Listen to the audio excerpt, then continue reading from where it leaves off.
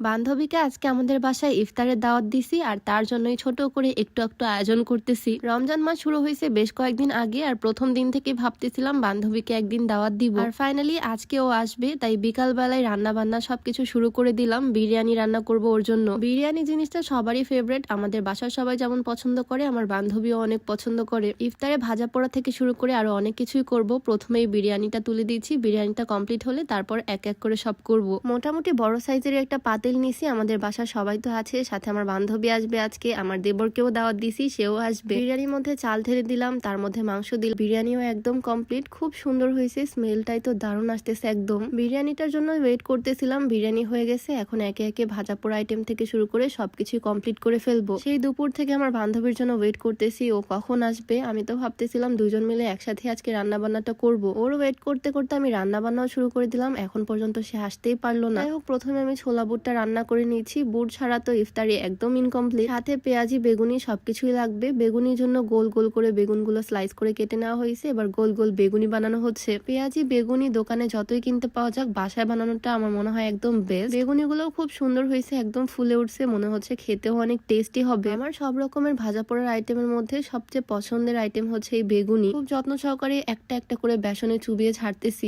এই যে এক এক করে আমার সবগুলো বেগুনি ভাজা কমপ্লিট, আর এখন ভাজবো পেঁয়াজি। আজকে পেঁয়াজির ডালটা একদম মিহি করে ব্লেন্ড করে ফেলছি, তাই একদম ছোট ছোট করে পেঁয়াজির বড়াগুলো দিচ্ছি আজকে। মানে এটাকে বলা হয় ডালের বড়া আর কি। একদম ছোট ছোট করে বড়া দিচ্ছি। গ্রামের দোকানে এরকম ছোট ছোট পেঁয়াজি পাওয়া যায় আর সেগুলো ওজন করে বিক্রি করা হয়। শহরে তো আমরা বড় বড় পেঁয়াজি দেখতে পাই দোকানে, আর সেগুলো পিস হিসেবে বিক্রি হয়, একটা এক পিসই 5 টাকা। তো পেঁয়াজি ভাজার পরে আমি পাঁপড়ও ভেজে নিলাম, আর ভাজাভুজির কাজ শেষ করে চলে আসলাম ফল কাটতে। আমরা বাঙালি বলে কথা, ভাজা পোড়া তো একদম আনলিমিটেড খাই ইফতারে, আবার সাথে ফলমূলও রাখি, মানে সবকিছু ব্যালেন্স করেই চলি। আর আজকে আমি যে সুন্দর 2 পিস কট সেটটা পরে আছি, এইটা আমি নিয়েছি স্পার্কেল ইম্প্যাক্ট ফেসবুক পেজ থেকে। ব্ল্যাক কালার তো আমার অলওয়েজ ফেভারিট, আর এই প্রিন্টটাও খুবই সুন্দর। আর স্পার্কেল ইম্প্যাক্ট ফেসবুক পেজে কিন্তু প্রাইস খুবই কম এই 2 পিস গুলোর, একদম রিজনেবল প্রাইসে এই 2 পিসটা আমি পাইছি। সাথে আরেকটাও আমি অর্ডার করছি, যেটা হচ্ছে এরকম ব্লু কালার। এই ড্রেসটারও কালার কম্বিনেশন ভীষণ সুন্দর, সাথে প্যান্টটাও খুব সুন্দর কম্বিনেশন করা। প্যান্টও একদম ঢিলা ঢালা। শুধু এগুলোই না, আরো অনেক রকমের, অনেক ডিজাইনের, অনেক প্রিন্টের 2 পিস তোমরা পেয়ে যাবা স্পার্কেল ইম্প্যাক্ট ফেসবুক পেজ থেকে। তাদের পেজটা আমি ডেসক্রিপশনে মেনশন করে দিয়ে রাখবো।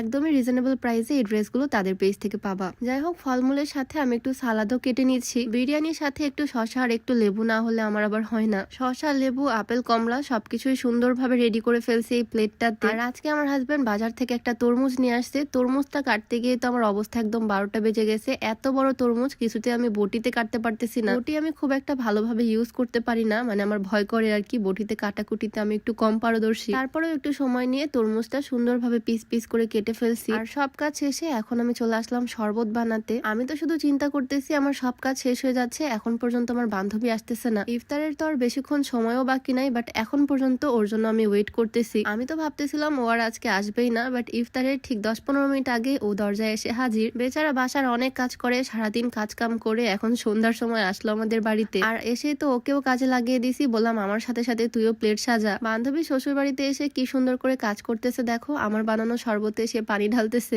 ইফতার গুলো তো আমাদের একদম রেডি, আর তার মধ্যে আমার দেবরও চলে আসলো। আমিও এখানে সুন্দর করে গ্লাসে গ্লাসে পানি ঢেলে দিলাম, আর সুন্দর করে প্লেটে ইফতার সাজিয়ে দিলাম। আমার শ্বশুর আব্বু, আমার হাজবেন্ড, আমার দেবর সবাই বসতে বাইরে টেবিলে, আর আমরা গিয়ে বসলাম আমার ননদের রুমে, আমি, আমার বান্ধবী, আমার শাশুড়ি। আজকের ইফতারটা সবাই মিলে বেশ মজা করেই করলাম। তো ভিডিওটা এখানেই শেষ করছি, সবাইকে আল্লাহ হাফিজ।